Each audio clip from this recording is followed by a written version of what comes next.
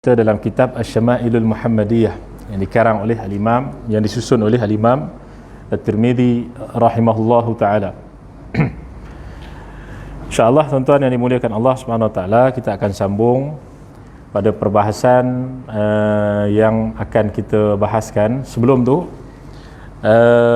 saya nak jelaskan balik pada pertemuan kita yang lepas, sebab ada yang mesej tak jelas tentang hukum minum berdiri. Ya, sebab waktu itu saya terangkan semua pendapat. Jadi kalau ikut saya ulang balik ya, pendapat mazhab Syafi'i kita hukum minum berdiri, sebab yang saya bahaskan dalam hadis ni. Okey, yang saya bahaskan dalam hadis ni, jadinya hukum minum diri dalam mazhab Syafi'i itu hukumnya makruh. Okey, makruh. Dan yang sunatnya adalah minum dalam keadaan duduk. Melainkan kalau kita ini diberikan air dalam keadaan berdiri. Okey, diberikan air dalam keadaan berdiri, maka ada hadisnya begini. Pendapat mazhab yang lain, termasuklah pendapat sahabat, mengatakan apa? Mengatakan tidak makruh, kerana ada keadaan Nabi SAW minum berdiri. Ya, pendapat sahabat, pendapat tabi'in, ada yang mengatakan begitu. Ya, pendapat jumhur ulama, jumhur ni maknanya majoriti ulama kita di dalam majoriti 4 mazhab menyatakan apa? Hukum minum dalam keadaan berdiri itu makruh. Ya, kerana ada datang dalil setelahnya, iaitu Nabi SAW melihat ada sahabat yang minum dalam keadaan berdiri, maka baginda Nabi SAW suruh sahabat tu untuk kalau boleh, kalau mampu, keluarkanlah balik air tu. Begitu. Maknanya di situ kalau kita tengok ada keadaan Nabi berdiri, ada keadaan Nabi suruh sahabat untuk keluarkan balik. Jadi dalam itu dia ada kaedah hadis ya. Sebab kita tak terangkan panjang lebar kerana apa namanya masa yang agak singkat dan sebagainya. Jadi masa singkat pun sejam jugalah. Cuma tak dapat nak bahas panjang lebar lah bab tu. Cuma kita katakan bahawasanya bila kaedahnya ada hadis yang datang setelahnya, maka para ulama mengatakan hadis yang datang setelahnya itu memansuhkan hadis yang sebelumnya. Ya, maknanya membatalkan aturan hadis yang sebelumnya.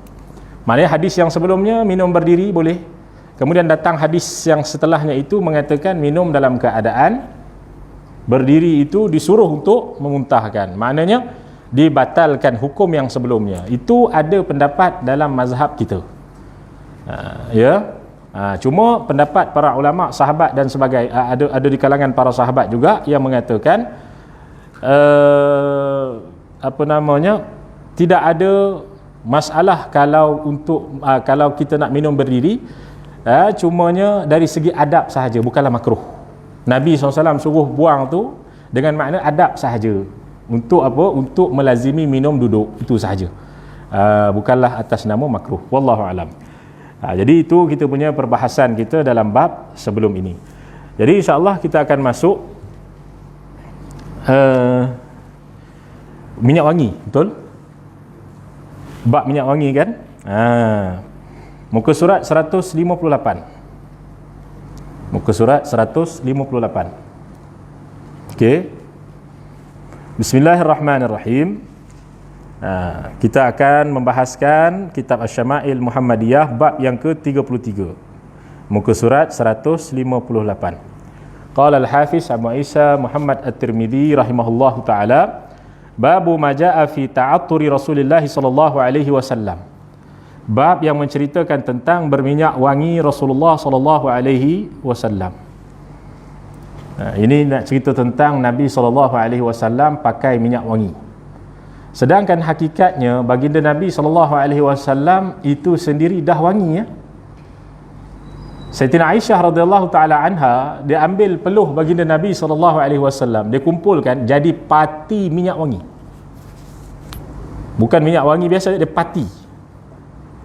Maknanya daripada peluh Nabi SAW tu boleh buat lagi banyak minyak wangi. Itu dia. Tapi Nabi SAW mengajarkan kita ini untuk berwangi-wangian sebagai sunnahnya. Walaupun Nabi SAW itu dah wangi, tapi dia mengajarkan kita untuk sentiasa berwangi-wangian. Itu maknanya. Okey. Dikatakan di sini hadis yang ke-217. An Abdullah bin al-Mukhtar an Musa bin Anas bin Malik an abihi qala kana li Rasulillah sallallahu alaihi wasallam sukkatun yatatayyabu minha. Daripada Abdullah bin al-Mukhtar, daripada Musa bin Anas bin Malik, daripada ayahnya Anas bin Malik radhiyallahu taala anhu berkata, baginda Rasulullah sallallahu alaihi wasallam mempunyai minyak wangi sukkah yang digunakan untuk berwangi-wangian dengannya. Sukkah ni tuan-tuan tengok dari nota kaki dia, iaitu sejenis minyak wangi kehitam-hitaman mempunyai aroma yang boleh bertahan lama. Itu salah satu jenis minyak wangi lah. Minyak wangi sukkah. Minyak wangi sukkah ni tuan-tuan, kebiasaannya Nabi SAW akan letak di dalam satu bekas kaca. Nabi SAW akan letak di dalam satu bekas kaca minyak wangi sukkah ni untuk Nabi SAW pakai. Ini dalil kepada baginda SAW juga sentiasa berwangi-wangian, memakai minyak wangi. Kemudian hadis yang berikutnya, an Thumamah bin Abdullah qala kana Anas bin Malik la yaruddu at-tib wa qala Anas inna an-nabiy sallallahu alaihi wasallam kana la yaruddu at-tib. Itu dia.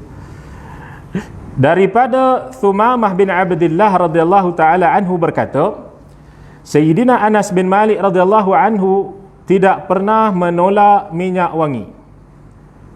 Sayyidina Anas radhiyallahu taala anhu berkata, baginda Nabi SAW tidak pernah menolak minyak wangi.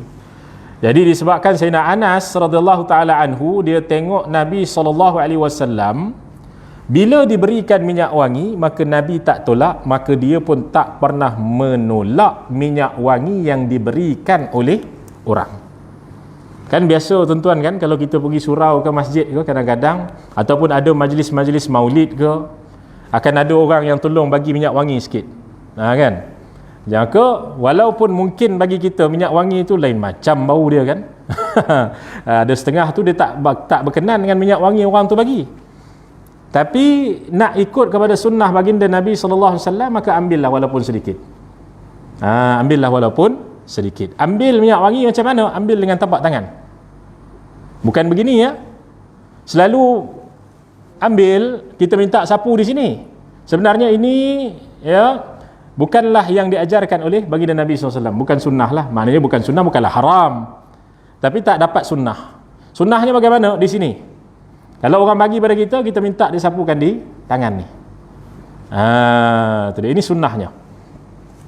Maka tuan-tuan yang dimuliakan Allah Subhanahu Wa Taala, sebab tu antara perkara yang tidak ditolak oleh Nabi SAW kalau diberikan, antaranya adalah susu, yang kedua minyak wangi, yang ketiga adalah bantal. Yang pertama susu, yang kedua minyak wangi, yang ketiga adalah apa? Bantal. Ini tiga benda ni. Selalunya Nabi SAW takkan tolak. Itu dia. Ya. Dan tuan-tuan yang dimuliakan Allah SWT, dalam bab kita kata minyak wangi ni, dalam bab minyak wangi ni, ada dalam satu kitab menyatakan kata-kata Sayyidina Umar radhiyallahu taala anhu, bahawasanya Sayyidina Umar radhiyallahu taala anhu kata, bukanlah suatu pembaziran kalau kita membeli minyak wangi yang lebih baik. Sebab kita tahu lagi mahal minyak wangi itu lagi tahan lama. Kan? Kadang-kadang tu minyak wangi yang kita kata ialah minyak wangi tapi mungkin agak murah. Jadi mungkin bau dia tu kita letak sekejap, setiap sejam kena letak kan. Nak bagi dia bau. 2 jam sekali baru letak, 3 jam sekali letak, nak bagi dia bau. Tapi kalau minyak wangi mahal ni tuan-tuan, selalunya kalau kita pakai, dia kena sehari, 2 hari. Selalunya minyak wangi oud. Selalunya minyak wangi oud. Itu dia. Oud ni kebiasaan yang dipakai juga oleh baginda Nabi sallallahu alaihi wa ala alihi wa ashabihi wa baraka wasallam selain misk. Misk ni kasturi.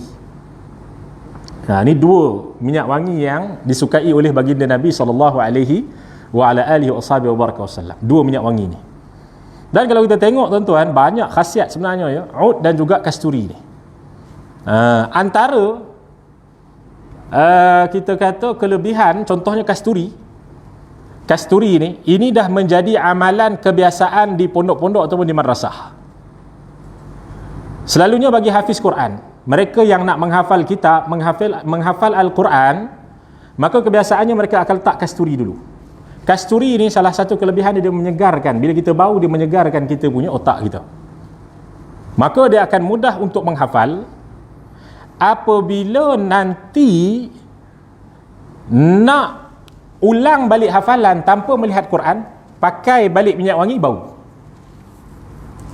Ya, ini sebenarnya kita kata dibuat oleh para ulama sebagai amalan mereka dah. Macam mana nak bagi kuat ingatan? Salah satunya dengan selalu memakai minyak wangi kasturi. Kasturi kijang. Kasturi kijang. Sekarang ni banyak kan orang jual kasturi. Apa ni? Dah ada dah. Allahu Akbar. Kasturi kijang.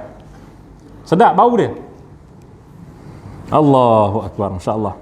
Ya, betul. Ni. Ya, ni kasturi kijang ni. Okey. Jadi kalau orang bagi pada kita, kita buat tangan lah, kanan ataupun kiri, dia nak sapu mana, dia sapu. Okey. Kemudian kita apa? Kita akan gosokkan lah. Bila gosokkan, salah satu cara dia adalah apa? Kita sapu di sini dulu. Kebiasaan sapu di sini dulu, di kita punya apa namanya, di kawasan jambang kita. Tapi orang Melayu ni biasa tak ada jambang kan. Janggut pun kadang-kadang nak keluar tak keluar je. Jadinya tak apalah, kita ambil juga dia punya keberkatan dia, sapu sini, kemudian barulah ke kita punya badan kita. Tu dia. Okey.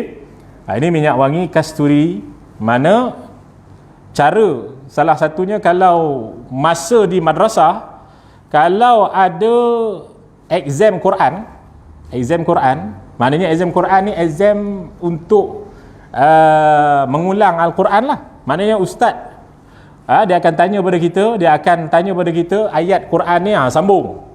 Selalunya memang kita akan pakai lah. Setiap kali itu kita akan bau. Subhanallah. Dia akan nampak terus. Subhanallah. Ya. Itu antara kelebihan minyak wangi kasturi. Sebenarnya banyak lagi ya. Minyak wangi kasturi ni sebenarnya banyak lagi. Antara kelebihan dia juga yang diamalkan oleh para ulama sebelum berjima', sebelum bersetubuh pun dipakai juga. Itu tuan-tuan fahamlah ya. Itu dia. Dia minyak wangi ni dia akan menambahkan lagi dia punya kita kata kelebihan-kelebihan lah, kekuatan dia lah. Subhanallah. Itu dia. Jadi tuan-tuan yang dimuliakan Allah Subhanahu wa taala, itu kelebihannya minyak wangi yang disukai oleh baginda Nabi SAW. Bahkan antara minyak wangi nanti dalam syurga adalah minyak wangi kasturi. Itu dia ya. Kemudian dalam hadis yang berikutnya 219, an Abdullah bin Muslim bin Jundub an abihi an ibn Umar radhiyallahu taala anhu qala Rasulullah sallallahu alaihi wasallam thalathun la turad al-wasaidu wad-duhnu wat-tibu wal-labanu. Sini dia beritahu dah. Dia kata apa? Daripada Abdullah bin Muslim bin Jundub, daripada ayahnya, daripada Ibnu Umar radhiyallahu taala anhuma berkata, baginda Rasulullah sallallahu alaihi wasallam bersabda, tiga benda yang tidak boleh ditolak: bantal, minyak dan minyak wangi. Ini tiga benda. Dalam hadis yang lain sebenarnya ada lagi yang mengatakan Nabi SAW tidak tolak tiga benda, iaitu bantal, susu dan minyak wangi. Dalam hadis ni bantal, minyak dan minyak wangi. Minyak di sini ni minyak zaitun. Minyak apa? Minyak zaitun. Itu dia. Ini dalam nuskhah yang lain, dan susu. Tu dia, dalam nuskhah lain dan susu, maknanya dalam matan yang lain dan susu. Maknanya di sini dia letak minyak, maknanya dalam matan yang lain dan susu, begitu. Maknanya bantal ni masa Nabi SAW nak tidur lah ya. Bukan dia tiba-tiba datang bagi bantal pada Nabi, bukan. Maknanya masa Nabi SAW di malam hari nak tidur dan sebagainya, kemungkinan nak iktikaf di masjid dan sebagainya, rumah Nabi SAW itu memang kawasan Masjid Nabawi, ya, tapi di bulan Ramadan selalunya Nabi SAW akan ikat perutnya, ya, letakkan beberapa ketul batu untuk menahan lapar, ya. Maka Nabi SAW pun akan beriktikaf dan sebagainya. Kadang-kadang sahabat akan bagi bantal kepada baginda Nabi sallallahu alaihi wa ala alihi wa ashabihi wa baraka wasallam. An Sufyan 'anil Jurairi an Abi Nadrah an rajulin wa huwa at-Tufawi an Abi Hurairah radhiyallahu ta'ala anhu qala Rasulullah sallallahu alaihi wasallam tibur rijali ma dhahara rihuh wa khafiya launuh wa tibun nisa'i ma dhahara launuh wa khafiya rihuh. Daripada Sufyan, daripada Al-Jurairi, daripada Abi Nadrah, daripada seorang lelaki iaitu At-Tufawi, daripada Abu Hurairah radhiyallahu taala anhu berkata, baginda Rasulullah sallallahu alaihi wasallam bersabda, wangian bagi lelaki adalah yang terserlah baunya dan tersembunyi warnanya. Apa makna ni? Maknanya baunya tu kuat, warnanya tu tak terlalu, kita kata, nampak pekat. Itu bagi lelaki. Wangian bagi wanita adalah yang terserlah warnanya, tersembunyi baunya. Maknanya warna dia nampak macam kuat, macam pekat, tapi baunya tak kuat gitu. Ya? Perempuan boleh pakai minyak wangi ke? Untuk suami boleh. Perempuan boleh memakai minyak wangi untuk suami. Ya, kalau di luar macam mana? Kalau dia pergi luar, boleh pakai minyak wangi tak? Dia sebenarnya kalau di luar dia boleh memakai juga, tetapi bukanlah sehingga yang dikatakan menyalahi sifat ni. Maknanya minyak wangi yang tak menarik perhatian. Minyak wangi yang hanya kita kata baunya itu menghalang bau badan, tu saja. Ya, bukannya minyak wangi yang 1 kilometer dah bau. Wah, itu lain ceritalah. Ya, baru jalan daripada hujung sana hujung sini dah bau dah. Ini mesti dia ni lalu ni. Contohnya kan. Itu tak boleh. Kerana dengan minyak wangi juga boleh menimbulkan fitnah. Boleh menaikkan syahwat dan boleh mendekatkan kepada perkara yang diharamkan. Sebab tu antara fitnahnya tidak boleh bagi wanita untuk memakai wangi-wangian yang menarik perhatian ajnabi. Itu dia. Okey. Kata Imam Bajuri, tuan-tuan yang dimuliakan Allah, ya, kata Imam Bajuri, itu wanita dia memakai wangi-wangian yang memang bau tu hanya tutup bau badan saja. Tu saja. Bukan bau yang sehingga menarik perhatian ramai. Tidak. Itu dia. Kemudian hadis yang ke-221 Anil Jurairi, ini sama lebih kurang. An Abi Nadrah an Tufawi an Abi Hurairah radhiyallahu taala anhu anin Nabi sallallahu alaihi wasallam mithlahum bima'nah. Daripada At-Tufawi, daripada Al-Jurairi, daripada Abi Nadrah, daripada At-Tufawi, daripada Abu Hurairah radhiyallahu taala anhu, daripada Nabi sallallahu alaihi wasallam seumpama hadis sebelum ini dengan maknanya. Maknanya sama juga, tapi ini jalur sanad yang lain, jalur riwayat yang lain. Itu dia.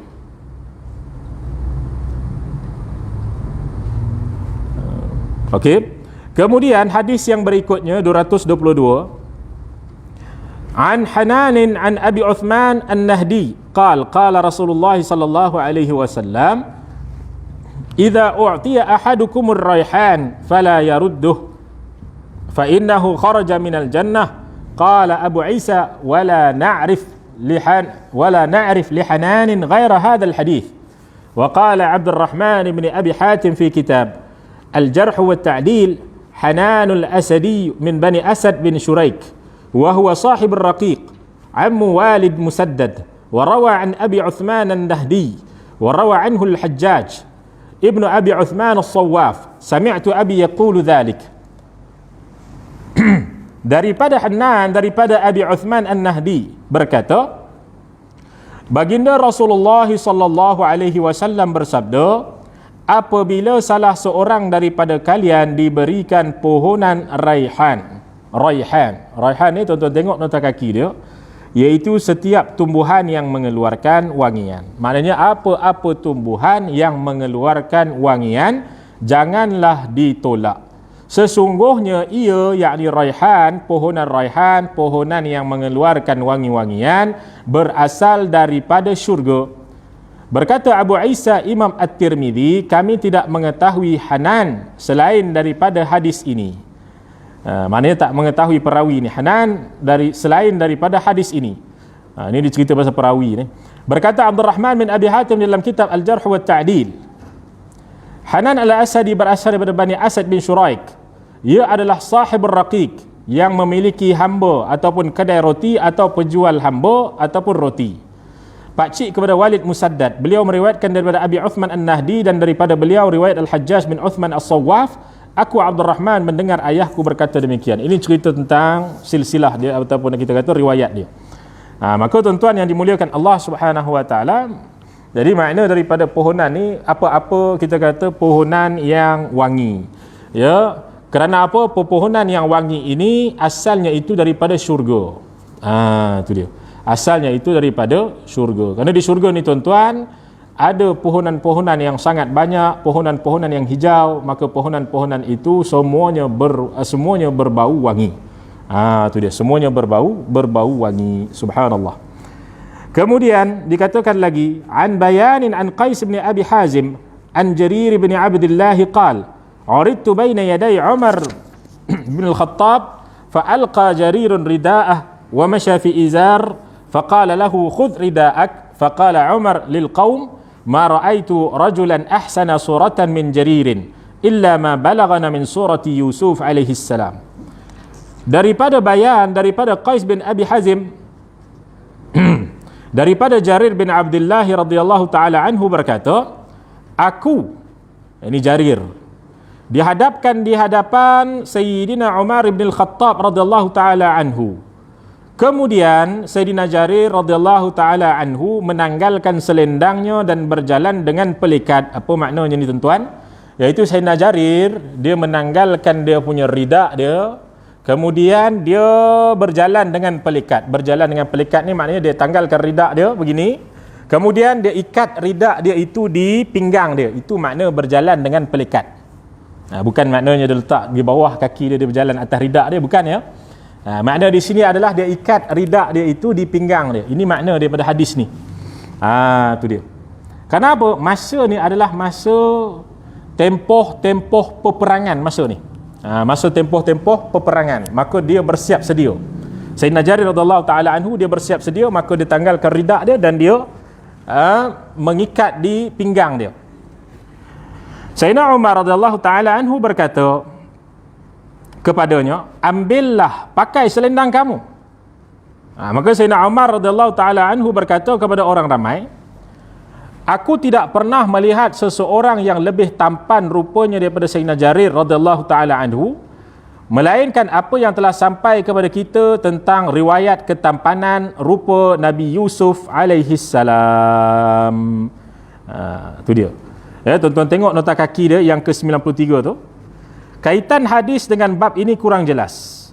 Antara pakaian dan wangian itu kebiasaannya terdapat wangian pada pakaian.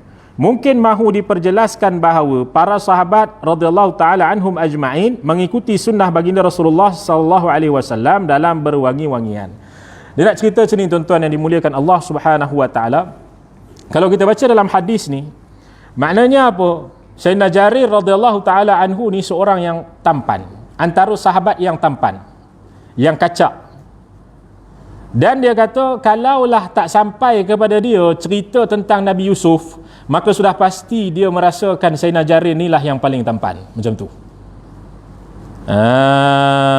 Tu dia. Tapi disebabkan dia tahu, dia dapat riwayat Nabi SAW cerita tentang ketampanan Nabi Yusuf AS, wahyu yang berkaitan dengan Nabi Yusuf AS, maka dia tahu Nabi Yusuf ni tampan. Maka sebab itulah dia kata kalaulah aku tak tahu kata Nabi Yusuf itu tampan, sampainya riwayat tentang Nabi Yusuf ni, nescaya aku rasa Jarir inilah yang paling tampan. Begitu. Tapi kita kena faham tuan-tuan yang dimuliakan Allah, Sayyidina Umar radhiyallahu taala anhu dia tak bandingkan dengan Nabi. dibandingkan dengan Nabi Yusuf alaihissalam, kerana baginda Nabi SAW itu tiada bandingan. Tak boleh nak dibandingkan ketampanan baginda dengan sesiapa pun dalam muka bumi ini. Bahkan dikatakan oleh para ulama, setampan-tampan Nabi Yusuf itu hanya setengahnya sahaja. Maknanya hanya setengah sahaja daripada ketampanan baginda Nabi sallallahu alaihi wa ala alihi wa ashabihi wa baraka wasallam. Ketampanan baginda Nabi ini Allah Subhanahu wa taala tunjukkan separuhnya sahaja. Nanti di syurga Allah Subhanahu wa taala akan ditunjukkan 100% ketampanan baginda Nabi sallallahu alaihi wa ala alihi wa ashabihi wa baraka wasallam. Maka tuan-tuan yang dimuliakan Allah Subhanahu wa taala, jadi dalam bab kita kata perbandingan ini, maka baginda Nabi itu tidak ada bandingnya, tidak boleh dibandingkan. Sebab tu Sayyidina Umar radhiyallahu taala anhu, semasa Nabi sallallahu alaihi wasallam, semasa menguruskan jenazah baginda Nabi sallallahu alaihi wasallam, ya kan, setelah daripada itu Sayyidina Umar pergi ke Saqifah Bani Sa'idah untuk mengangkat khalifah yang baru. Masa tu awal-awal dia menguruskan jenazah baginda Nabi. Jadi masa dia menguruskan jenazah baginda Nabi sallallahu alaihi wa ala alihi wasallam, maka berkata Sayyidina Umar bin Al-Khattab radhiyallahu taala anhu, hidupmu wahai Muhammad terlalu tampan, terlalu cantik, bahkan matimu juga tersangat cantik. Maknanya apa? Tidak ada bandingannya dengan sesiapa pun. Tak boleh dibandingkan. Tu dia. Itu sebabnya tak dibandingkan dengan baginda Nabi sallallahu alaihi wa ala alihi wa ashabihi wa baraka wasallam. Itu dia. Kemudian tuan-tuan yang dimuliakan Allah, hadis ni juga dia cerita bahawasanya apa kaitan dia ni, hadis Sayyidina Jarir ni, cerita tampan Sayyidina Jarir ni dengan bab minyak wangi ni.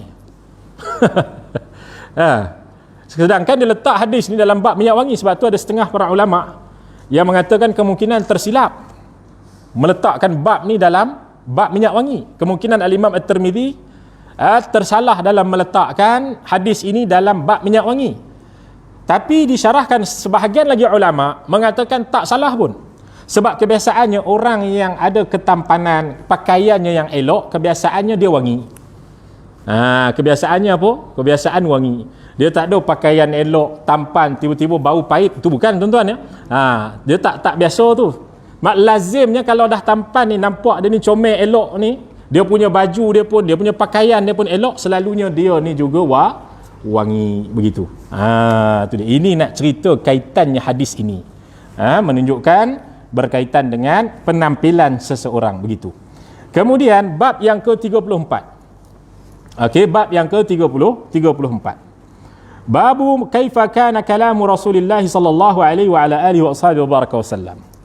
Bab yang menceritakan tentang bagaimana percakapan Rasulullah sallallahu alaihi wa ala alihi wa baraka wasallam. Dia kata di sini an Usamah bin Zaid عن الزهري عن عروة عن عائشة رضي الله تعالى عنها قالت ما كان رسول الله صلى الله عليه وسلم يسرد كسردكم هذا ولكنه كان يتكلم بكلام بين فصل يحفظه من جلس إليه. Dia kata daripada Usamah bin Zaid, daripada Az-Zuhri, daripada Urwah, daripada Sayyidatina Aisyah radhiyallahu taala anha berkata, baginda Rasulullah sallallahu alaihi wasallam tidak bercakap cepat sebagaimana kalian bercakap cepat seperti ini. Maknanya Nabi SAW tak bercakap dalam keadaan cepat. Tetapi baginda sallallahu alaihi wasallam bercakap dengan kalam yang jelas dan ada pemisahnya. Maknanya boleh faham satu-satu, seketul-seketul. Tapi dengan kadar sederhana lah ya, bukan dengan kadar terlalu lambat sangat. Itu bukan. Maknanya kadar sederhana, tak cepat dan tak terlalu lambat begitu. Kadar yang sederhana. Nabi SAW cakap dengan jelas dan terpisah-pisah dia punya, nampak dia punya kejelasan daripada perkataan baginda Nabi SAW. Akan dapat menghafal kalamnya sesiapa yang duduk dengan baginda, duduk bersama dengan baginda SAW. Sebab tu ni hadis yang sampai kepada kita ni hari ni tuan-tuan, ini baru satu kitab ya, Syama'il ni. Ada lagi banyak kitab tuan-tuan, Sahih Bukhari-nya, Sahih Muslim-nya, semua tu daripada sebahagiannya boleh katakan daripada perkataannya baginda Nabi sallallahu alaihi wa ala alihi wasallam. Bagaimana sahabat boleh menghafal satu persatu kalimah yang diungkapkan oleh baginda Nabi sallallahu alaihi wa ala alihi wasallam. Itu dia. Ini antara kelebihannya baginda Nabi sallallahu alaihi wa ala alihi wasallam. Kemudian hadis yang seterusnya, an Abdullah bin al-Muthanna an Thumamah an Anas bin Malik qala kana Rasulullah sallallahu alaihi wasallam yu'idul kalimata thalathan litu'qala anhu.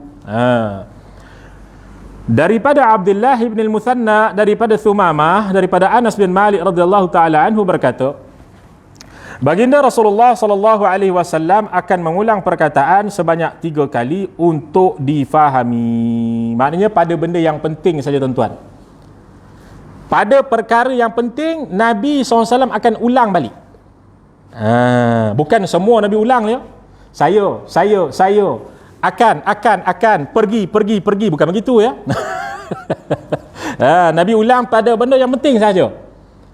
Pada perkara yang penting, supaya apa? Supaya dapat memahamkan para sahabat dan mengatakan bahawasanya yang diulang ni perkara yang penting. Bagi perhatian. Macam tu. Bagi perhatian.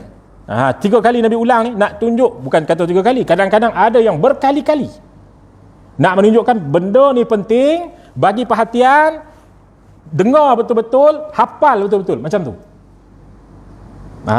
Itu kadang-kadang yang disebutkan oleh baginda Nabi sallallahu alaihi wa ala alihi wasallam. Contohlah tuan-tuan yang dimuliakan Allah, dalam hadis sahih Muslim, tak silap saya, sahih Muslim, wallahu alam, Nabi SAW sabdakan, ala ukhbirukum an akbaril kabair. Aku akan beritahu kepada kamu berkaitan dengan dosa, antara dosa-dosa besar. Dosa yang paling besar antara dosa-dosa besar. Macam tu. Dah lah, dosa ni dosa besar. Dia paling besar di antara dosa-dosa besar. Tu dia. Nabi SAW nak beritahu. Yang pertama antaranya apa? Uququl walidain. Derhaka, ataupun kita kata derhaka kepada ibu bapa. Antaranya lagi apa? Nabi SAW sebutkan, sampailah kepada satu kalimah. Nabi SAW sebutkan qauluz zur. Masa sebelum Nabi sebutkan itu, sebelum Nabi sebutkan perkataan qauluz zur itu, Nabi SAW duduk dan Nabi SAW menarik nafas panjang. Ya, Nabi SAW duduk dan Nabi SAW menarik nafas panjang. Nabi kata yang pertamanya mengkhian, ataupun kita kata apa? Menderhakai ibu bapa.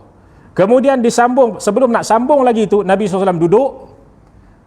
Kemudian Nabi tarik nafas panjang. Kemudian Nabi SAW sebutkan qauluz zur, qauluz zur, qauluz zur.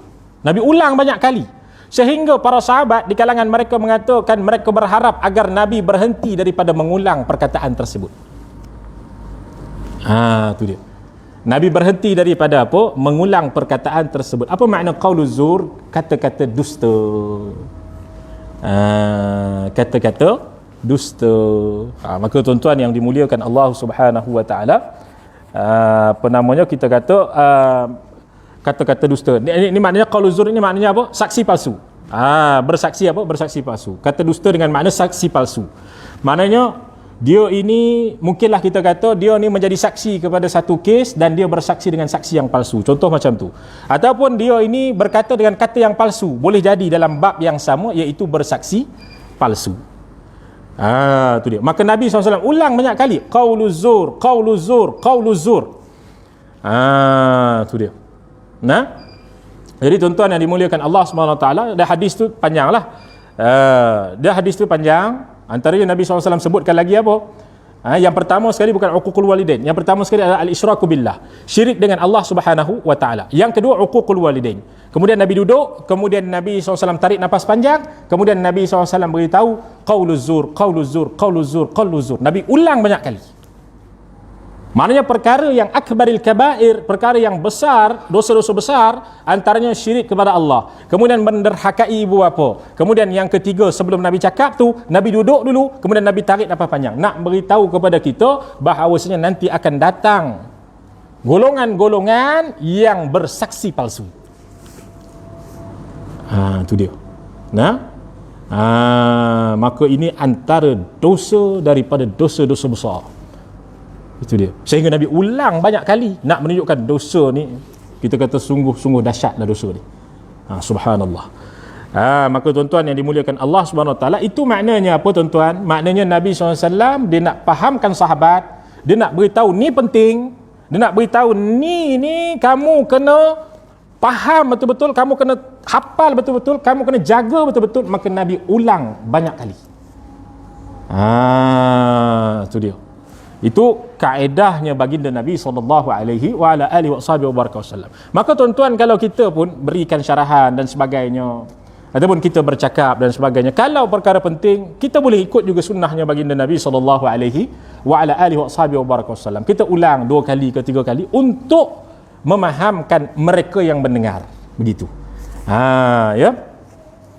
Kemudian tuan-tuan nak apa, azan ke macam mana? Ya. Terus juga. Terus ya. Okey, baik. Itu dia. Jadi dia kata di sini lagi, kita tengok hadis yang seterusnya, hadis yang ke-226.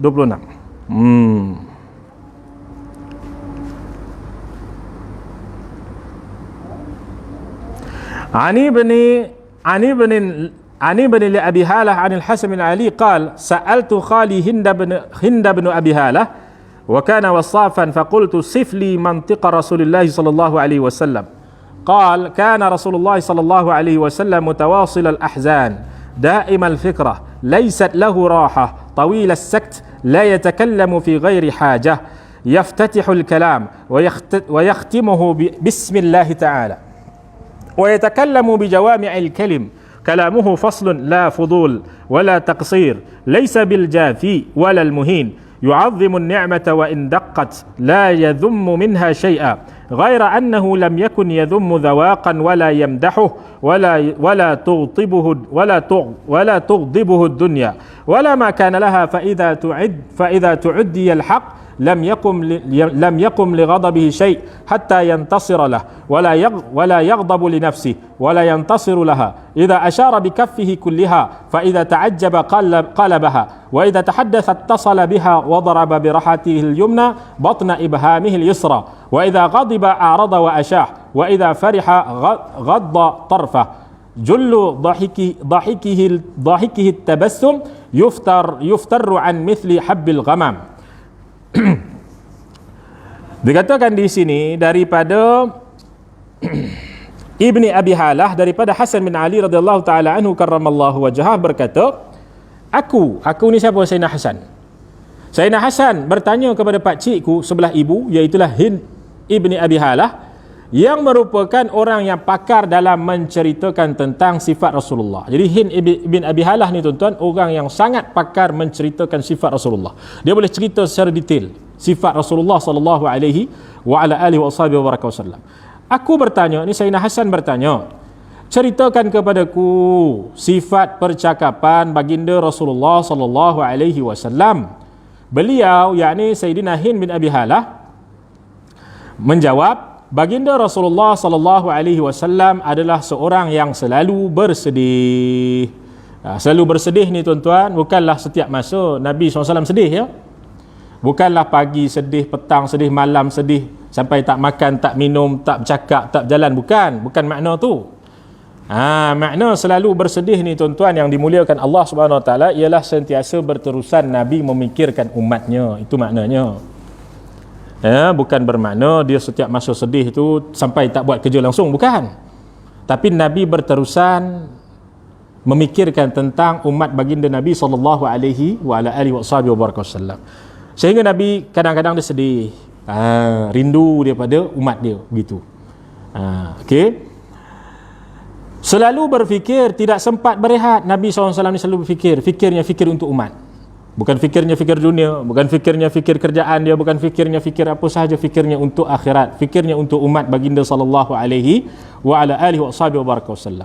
Selalu berfikir, tidak sempat berehat. Lebih banyak diam daripada bercakap. Itu dia. Lebih banyak diam daripada bercakap. Sebab tu dalam satu hadis Nabi SAW, Nabi SAW sebutkan apa? Man kana yu'minu billahi wal yawmil akhir falyakul khairan aw liyasmut. siapa yang dia ni cinta kepada Allah, siapa dia ni yang beriman kepada Allah dan beriman kepada hari akhirat, falyaqul khairan, maka bercakaplah dengan percakapan yang baik. Maknanya benda-benda yang baik sahaja. Bercakaplah benda yang baik sahaja. Au liyasmut, atau diam. Maka kita kena faham, diam kita itu adalah ibadah. Itu dia. Salah satu ibadah yang paling senang sekali adalah diam. Maknanya kalau kita tak ada benda yang penting untuk dicakapkan, maka kita berdiam diri. Tak ada salah pun kalau kita nak cakap benda yang harus. Benda yang harus nak cerita tentang kerjaan ke dan sebagainya, tak ada masalah. Tapi masalahnya kalau bercakap perkara yang sia-sia, maki hamunnya, fitnahnya, ribahnya, maka ini pula mendatangkan kepada dosa. Sebab itu dikatakan kalau kamu beriman kepada Allah dan hari akhirat, maka berkatalah perkara yang baik, atau lebih baik diam, begitu. Maka diam di situ mendapatkan pahala. Salah satu pahala yang paling senang adalah diam. Itu sebab dikatakan oleh para ulama. Sebab tu tuan-tuan yang dimuliakan Allah, para awliya Allah, mereka ini tak banyak cakap. Kerana apa? Para ulama mengatakan banyak cakap, banyaklah kesalahannya. Melainkan mengajar, itu lain cerita ya. Mengajar tak boleh cakap, siapa nak ajar pula dah. Itu dia. Ya, bercakap maknanya apa? Kita ni, sebab tu dalam mazhab Syafi'i kita bercakap selepas, maknanya bercakap ni apa dia? Kita berbual perkara yang harus. Kita berbual perkara yang harus setelah daripada solat Isyak. Dalam mazhab Syafi'i kita ini menghukumkan makruh. Kerana apa? Ditakuti yang pertamanya bawa kepada terlanjur daripada harus, bawa kepada haram, bawa kepada dosa besar, terlanjur kepada ribah, terlanjur kepada fitnah. Yang pertama dah. Sebab selalunya lepas daripada solat Isyak ni, waktu malam ni lah masa lepak. Kan? Orang kata masa mengopi kan. Ada masa ni. Itu yang pertama. Yang kedua, tuan-tuan yang dimuliakan Allah Subhanahu Wa Taala, para ulama mengatakan disebabkan selepas daripada Isyak ni, maka kalau dia bercakap ditakuti akan berlanjutan sehingga terhalang dia daripada tahajud dan sebagainya. Itu dia. Sebab tu para ulama kita menghukumkan makruh. Tapi kalau dia boleh jaga, tak ada masalah. Dia masalah sekarang ni adalah apabila dia dah memang kebiasaan dia begitu, ya, menyebabkan dia terlambat daripada ataupun hilang dia punya tahajud dia, hilang dia punya bangun malam dia, hilang dia ataupun terlambat, ya, orang panggil subuh gajah. Contoh macam itulah kan. Ini bukan kadang-kadang bukan subuh gajah dah. Subuh ikan paus semua ada. Tu dia. Mana lebih lagi daripada tahap tu. Maka di situ ulama menghukumkan apa? Makruh. Tapi kalau dia boleh jaga, silakan. Cumanya sebaiknya siapa yang beriman kepada Allah dan hari akhirat, maka berdiam itu lebih baik. Itu dia. Banyakkan percakapan yang mengingatkan kepada Allah Subhanahu Wa Taala. Tak salah berkata perkara yang harus, tetapi bercakap banyak itu ditakuti membawa kepada kesalahan. Itu sebenarnya. Itu dia. Okey. Kemudian tuan-tuan yang dimuliakan Allah Subhanahu Wa Taala, tidak bercakap tanpa keperluan. Maknanya kalau keperluan baru Nabi cakap. Kalau bukan keperluan, Nabi takkan cakap. Itu dia. Percakapannya jawami'ul kalim. Mana tadi? Membuka dan menutup percakapannya dengan menyebut nama Allah. Sebut nama Allah. Dan Nabi SAW, sebelum Nabi SAW bercakap, maka Nabi SAW akan menyebut nama Allah, Bismillah dan sebagainya. Itu dia. Ya. Itu untuk apa? Untuk barakah. Untuk apa? Untuk barakah. Kita kadang-kadang kalau nak mula majlis, kita baca Bismillah, kemudian selawat, kan? Alhamdulillah. Maka itu sebenarnya nak tarik barakah Allah Subhanahu Wa Taala. Itu dia. Kemudian dia kata di sini percakapannya jawami'ul kalim. Jawami'ul kalim ni apa tuan-tuan? Tuan-tuan tengok 94 tu. Perkataan pendek yang padat mempunyai makna yang banyak. Itu makna jawami'ul kalim. Jawami'ul kalim ni apa dia? Jawami' ni maknanya dia menghimpunkan, himpunan-himpunan perkataan dia. Maknanya apa? Dia punya perkataan dia pendek, tapi makna dalam perkataan tu banyak. Makna dalam perkataan bagi Nabi SAW tu banyak. Sebab itulah kalau kita tengok dalam bab hadis sahaja, ulama ni syarah hadis begini, ulama ni syarah hadis faham begini, ulama ni syarah hadis faham begini. Sebab makna daripada kalam Nabi itu banyak sekali maknanya. Oh, tu dia. Walaupun perkataannya pendek saja. Gitu. Okey. Kemudian tuan-tuan yang dimuliakan Allah, kalamnya mempunyai pemisah, iaitu jelas satu-satu. Kalamnya tidak berlebihan, banyak sangat dan tidak kurang, tak kurang sangat. Kita tengok dia punya nota kaki 95. Tidak seperti tafsir, maknanya terlalu banyak sangat. Kalam baginda SAW sederhana dan tidak bercakap selain daripada hajat. Begitu. Tabiat baginda tidak kasar dan tidak menghina, membesarkan nikmat yang diberikan oleh Allah Subhanahu wa taala walaupun sedikit. Tidak pernah menghina nikmat dan memujinya. Juga tidak pernah mencela makanan dan memujinya. Maknanya apa ni? Tak pernah Nabi SAW mencela makanan dan memujinya ni, bukanlah kita kata Nabi SAW tak pernah puji makanan. Tapi di sini ni tuan-tuan yang dimuliakan Allah, bukan bermakna tak pernah, tapi tak selalu memuji makhluk. Itu maknanya. Tak selalu memuji makhluk. Tu dia.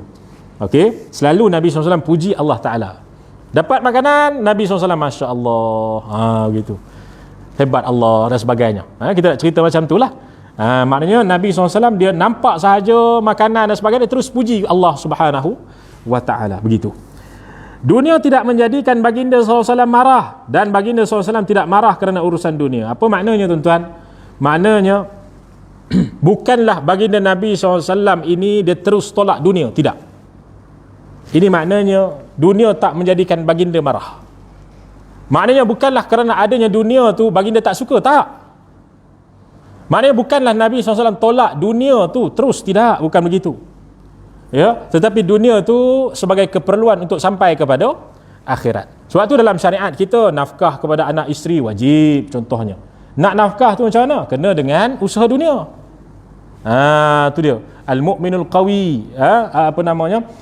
Mukmin yang kaya itu kuat dan sebagainya. Banyaklah kita kata. Nabi SAW sabdakan yang berkaitan dengan orang yang disebutkan dalam beberapa riwayat, orang yang dicemburui ini antaranya siapa? Mereka yang menginfakkan harta mereka di jalan Allah Subhanahu wa taala. Nak infak macam mana? Mestilah dengan harta, ada harta. Begitu. Maknanya tidaklah salah untuk kita mendapatkan dunia, tetapi yang salahnya adalah apabila dunia yang kita dapat itu menyebabkan kita ini lupa kepada yang memberikan harta tersebut. Itu yang jadi masalahnya. Begitu. Okey. Apabila seseorang melanggar kebenaran, iaitu hukum-hukum Allah, tiada sesiapa dapat menghalang kemarahan baginda SAW, sehingga baginda akan memenangkan kebenaran itu. Maknanya menyelesaikan masalah itu. Itu dia. Nabi SAW, orang hina diri Nabi, Nabi takkan marah. Okey, orang pukul Nabi SAW, Nabi takkan marah. Orang pulau Nabi SAW, Nabi takkan marah. Tuan-tuan yang dimuliakan Allah Subhanahu wa taala. Tetapi Nabi SAW apabila ada di kalangan mereka yang menghina agama, maka Nabi SAW yang mengganggu agama, syiar agama, maka baginda Nabi SAW akan turut bangkit mempertahankannya. Ini perkara yang sangat penting sekali. Tapi kadang-kadang ada juga keadaannya, ada di kalangan mereka yang menghina baginda Nabi SAW, buat syair dan sebagainya. Maka diperintahkan oleh Nabi SAW, siapa yang dapat bunuh dia ni, contohnya kan. Makna di situ apa dia? Nabi nak tunjukkan antara syiar-syiar agama wajib dipertahankan, begitu. Wajib dipertahankan. Antara syiar agama apa dia? Masjid ni, surau ni, ini syiar agama. Satu perkara yang bila orang tengok nampak agama Islam. Antara syiar agama apa dia? Para ulama. Itu dia. Ya, para ulama. Jadi tuan-tuan yang dimuliakan Allah Subhanahu wa taala, sebab tu disebutkan wa may yu'azzim sya'airallah fa innaha min taqwal qulub. Siapa yang membesarkan syiar-syiar agama, maka itu menunjukkan kepada ketakwaan hati dia, kekuatan hati dia, begitu. Itu dia. Kemudian dia katakan lagi, tuan-tuan yang dimuliakan Allah Subhanahu wa taala, sikit lagi ya. Apabila baginda SAW menunjuk, baginda SAW akan menunjuk dengan seluruh telapak tangannya, maksudnya seluruh jari-jari. Apabila baginda kagum, baginda SAW akan menelengkupkan telapak tangannya. 96, tuan-tuan tengok nota kaki dia, menjadikan belakang telapak tangan berada di atas telapak tangan di bawah. Ya, belakang telapak tangan berada di atas dan telapak tangan di bawah. Begini. Itu dia. Jadi tuan-tuan yang dimuliakan Allah Subhanahu wa taala, itu salah satu daripada cara Nabi SAW. Cara Nabi SAW. Nabi SAW bila bercakap, kadang-kadang dia akan begini cara dia. Dia pegang macam ni. Jadi tuan-tuan nak ikut sunnah buat. Itu dia. Jadi tuan-tuan yang dimuliakan Allah Subhanahu wa taala, dan memukul tapak tangannya ke perut ibu jari kiri. Macam mana tuan-tuan yang dimuliakan Allah? Ibu jari kiri ni sini. Okey, ibu jari kiri, perut ibu jari kiri. Ni telapak tangan kanan begini. Gini. Itu dia macam ni. Ya, ini caranya. Ini Nabi SAW buat begini. Ya, begini. Kadang-kadang Nabi SAW akan tepuk begini. Ataupun Nabi SAW akan buat begini. Begitu. Cara dia. Maknanya tangan Nabi SAW bila Nabi SAW bercakap akan bergerak juga maknanya. Bukan maknanya bercakap begini saja tegak saja, bukan. Maknanya ada juga pergerakan tangan baginda sallallahu alaihi wa ala alihi wa ashabihi wa baraka wasallam. Itu dia. Ya, ibu jari kiri ni tuan-tuan buat good macam ni.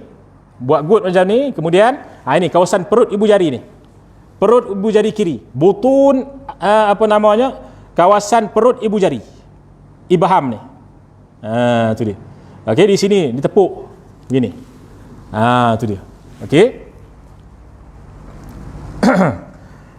Kemudian apabila baginda sallallahu alaihi wasallam marah, baginda akan memalingkan wajah dan mengelak. Okey. Maknanya tuan-tuan yang dimuliakan Allah, kita kena faham tadi, bila Nabi SAW cakap, maka akan ada pergerakan tangan. Macam ni saya buat ni. Ya. Itu dia. Maknanya bila bercakap, bukan bermakna tuan-tuan bila bercakap mesti macam ni saja, bukan. Ya. Ini dah jadi macam selalu macam ni saja kan, ataupun begini sahaja, bukanlah. Maknanya bila kita bercakap ada pergerakan-pergerakan tangan kita. Tapi pergerakan tangan tu Nabi ajar yang sederhana lah maknanya. Bukan dia bercakap saya pergi ke sini, bukan beginilah. Tak boleh macam ni. Itu tak boleh lah, ya. Itu dia. Jadi tuan-tuan yang dimuliakan Allah Subhanahu wa taala, maknanya secara sederhana sahaja. Apabila baginda marah, baginda akan memalingkan wajah dan mengelak. Subhanallah. Apabila baginda SAW gembira, akan menundukkan pandangan baginda sallallahu alaihi wasallam. Itu dia. Bila baginda SAW gembira, tuan-tuan yang dimuliakan Allah, baginda akan tundukkan. Rasulullah SAW seronok. Itu dia. Ya. Subhanallah. Sebesar-besar tertawanya Nabi sallallahu alaihi wasallam adalah tersenyum. Itu dia. Sebab itu disebutkan dalam beberapa hadis, antaranya disebutkan dalam satu kitab, iaitu Syekh Al-Ghumari menyebutkan, mengumpulkan ada lebih kurang 11 hadis yang berkaitan dengan ketawa baginda sallallahu alaihi wasallam. Bukan ketawa, ya, senyum baginda sallallahu alaihi wasallam, lebih kurang 11 hadis. Ya. Salah satu hadis Nabi SAW, pernah satu ketika Nabi SAW duduk dengan para sahabat. Duduk dengan para sahabat, tuan-tuan, tiba-tiba datang satu orang sahabat ni, kemudian Nabi SAW nak tanya dia, macam mana Nabi duduk dengan para sahabat tu, kemudian sahabat-sahabat ni Nabi tanya seorang-seorang, minta maaf, Nabi tanya seorang-seorang daripada mereka ni, macam mana kamu masuk Islam, macam mana kamu masuk Islam, macam mana kamu masuk Islam. Begitu. Maka seorang sahabat ni Nabi tanya, macam mana kamu masuk Islam? Sahabat dia kata, saya ni satu hari ya Rasulullah. Saya nak pergi ke sembahan saya, dia kata. Saya nak pergi kepada sembahan saya, dia kata. Bila saya sampai kepada sembahan saya tengok ada binatang, biawak ke ataupun lebih kurang lah. Bukan biawak, minta maaf. Ada binatang lebih kurang macam tupai dan sebagainya. Wallahu alam, dalam hadis tersebut. Dia duduk di atas sembahan saya tu. Sembahan dia ni dia buat macam satu patung lah, ya. Dia duduk atas sembahan saya, dia kencing. Bila dia kencing, ya Rasulullah, saya terus pergi jumpa engkau, ya Rasulullah. Saya terus nak masuk Islam. Masa Rasulullah dengar tu, Rasulullah gelak. Macam ni ya, Rasulullah kata. Itu dia. Macam ni ya cara kamu masuk Islam. Kamu nampak benda tu kencing atas bahala kamu, kemudian kamu datang pada saya nak ucap syahadah. Macam ni ya. Nabi SAW pun gelak. Begitu. Ini salah satu daripada keadaan peristiwa Nabi SAW duduk dengan sahabat. Nabi SAW juga bergembira dengan para sahabat.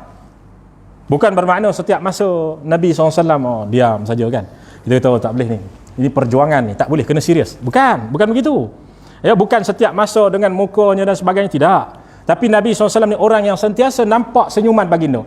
Sehingga kan kalau orang melihat kepada baginda, manusia semua akan mengatakan bahawasanya betapa tenangnya wajah baginda sallallahu alaihi wa ala alihi wasallam. Tetapi tertawanya baginda, tuan-tuan, tertawanya baginda SAW, senyumnya baginda SAW tidak sampai, kadang-kadang kalau ketawa tidak sampai terbahak-bahak. Itu kena ingat. Nabi SAW ada juga ketawa baginda SAW ada, tapi tak sampai terbahak. Kebanyakannya baginda banyak tersenyum sehingga nampak gigi baginda sallallahu alaihi wa ala alihi wasallam. Apabila baginda gembira, akan menundukkan pandangannya, sebesar-besar tertawanya adalah tersenyum, terpancar senyuman itu umpama gumpalan salji. Gumpalan salji namanya nampak putih gigi baginda sallallahu alaihi wa ala alihi wasallam. Wallahu taala a'la wa a'lam. Ada soalan? Ya.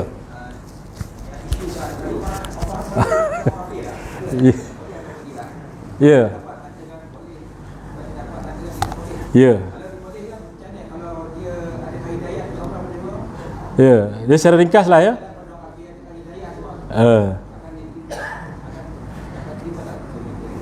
Dia secara ringkas lah ya dalam bab ni.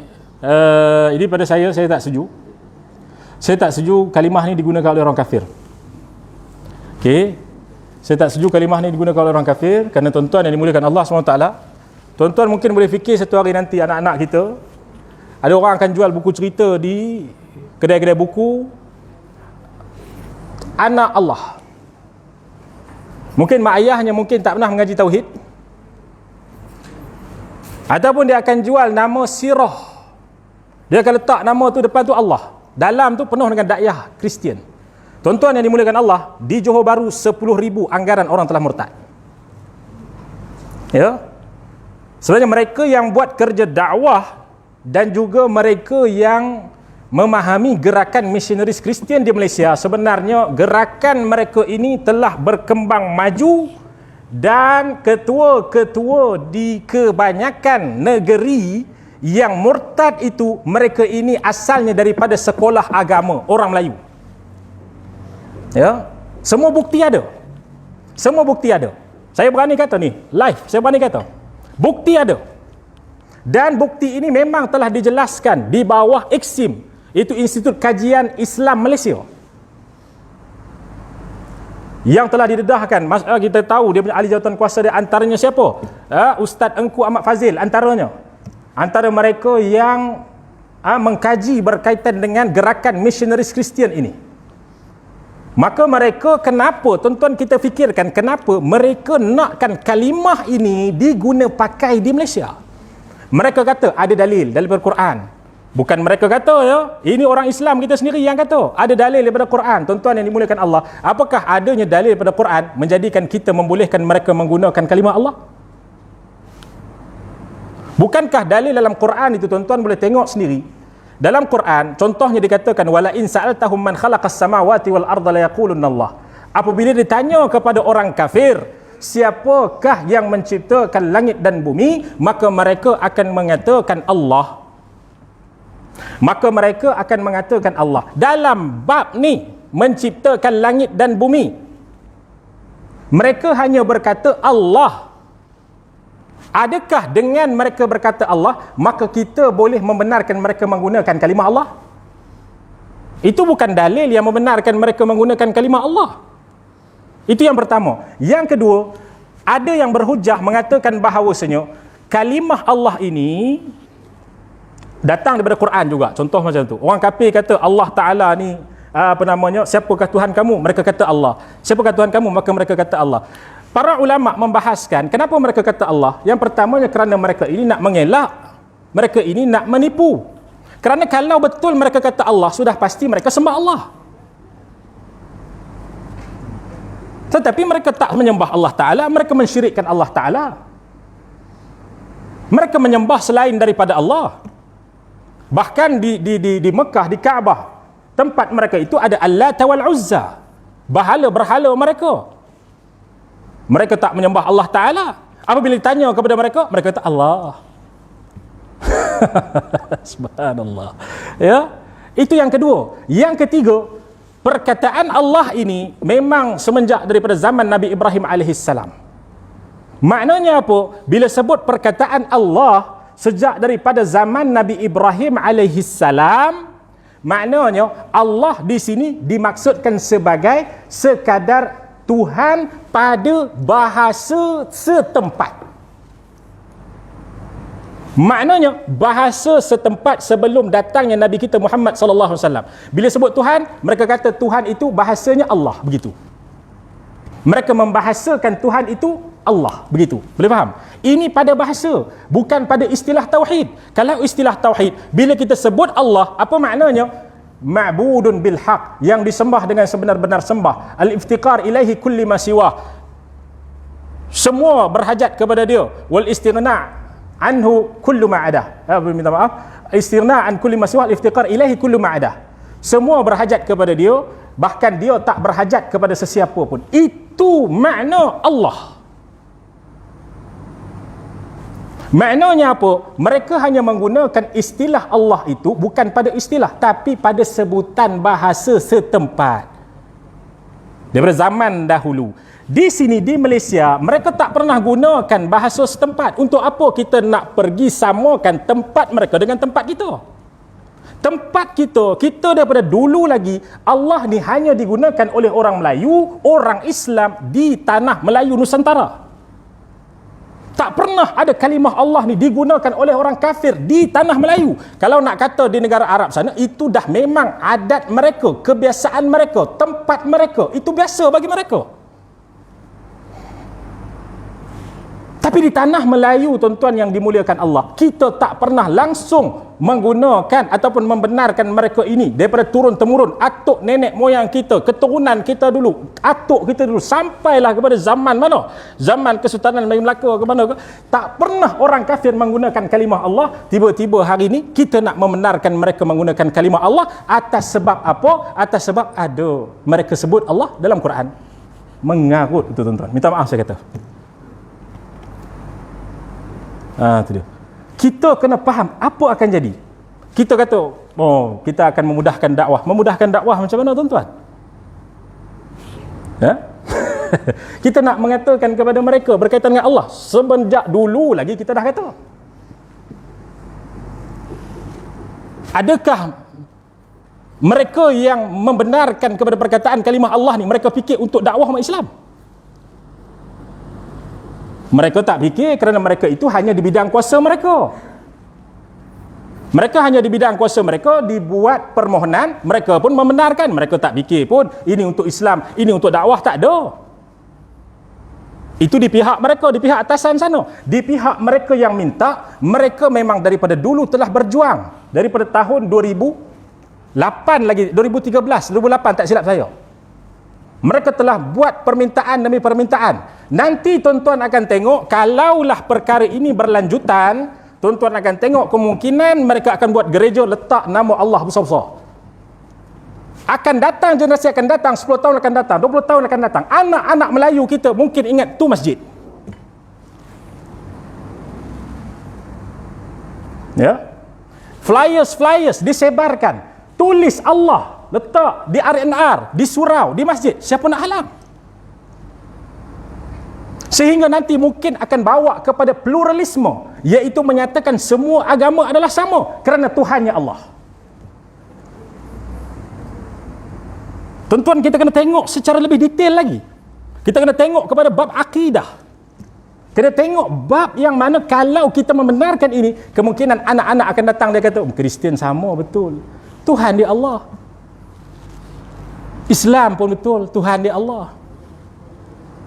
Cuma khilaf sikit. Yang ni kata Allah ada anak, yang ni kata Allah tak ada anak. Selesai. Tu dia. Dengan keadaan sekarang ini, akidah umat Islam dah makin goyah, kemudian makin bertambah pula dengan fitnah-fitnah yang sebegini rupa. maka apa yang akan terjadi pada generasi akan datang. Ya, sebab itu pada saya takkan bersetuju dengan penggunaan kalimah Allah ini oleh golongan kufar. Saya takkan bersetuju sama sekali. Ya. Dan kita pohon doa kepada Allah Subhanahu wa taala. Ini pada saya lah, pada tuan-tuan, silakan tuan-tuan untuk tidak bersetuju dengan saya tak ada masalah dalam bab ni. Tapi saya beritahu pada tuan-tuan, kita kena fikirkan dalam bab dakwah sebenarnya takkan sampai untuk kita kata mendakwahkan mereka sebenarnya akan menyebabkan kita lagi masalah sebenarnya. Sebab kita kena tengok akidah umat Islam makin hancur dah sekarang ni. Ya. Tak ada rasionalnya kita kata memberikan mereka ini menggunakan kalimah Allah, akhirnya kita boleh jelaskan tentang Allah. Kita dah buat penjelasan tentang Allah ni kepada umat Islam daripada dulu sampai sekarang lagi dah. Di setiap surau, di setiap masjid lagi dah. Ya, yang dirisaukan nanti isu-isu kemurtadan yang makin bertambah setiap tahun, makin bertambah. Yang kita dapat jumlah 10,000 di Johor Bahru ini tahun 2013. Sekarang ni saya tak tahu. Ya, kena IKSIM telah dibubarkan. Wallahu alam. Yang mengkaji berkaitan dengan missionaris Kristian ni. Wallahu taala a'la wa a'lam. Jadi cukup setakat itu, insya-Allah. Kita akan sambung lagi bahasan kita pada masa yang akan datang. Saya minta maaf atas kekurangan, tersilap dan sebagainya, terkasar bahasa. Wallahu ta'ala a'la wa a'lam. Bismillahirrahmanirrahim. Alhamdulillahirabbil alamin wassalatu wassalamu ala asyrafil anbiya'i wal mursalin sayyidina wa maulana Muhammad wa ala alihi wa sahbihi ajma'in. Allahumma faqihna fid din wa 'allimna ta'wil. Allahumma faqihna fid din wa 'allimna ta'wil. Allahumma arhamna ya Allah. Allahumma arhamna. Allahumma arhamna ya Allah. Allahumma ربنا زدنا علما وارزقنا فهما وصلى الله على سيدنا محمد وعلى آله وصحبه وبارك وسلم والحمد لله رب العالمين والسلام عليكم ورحمة الله وبركاته.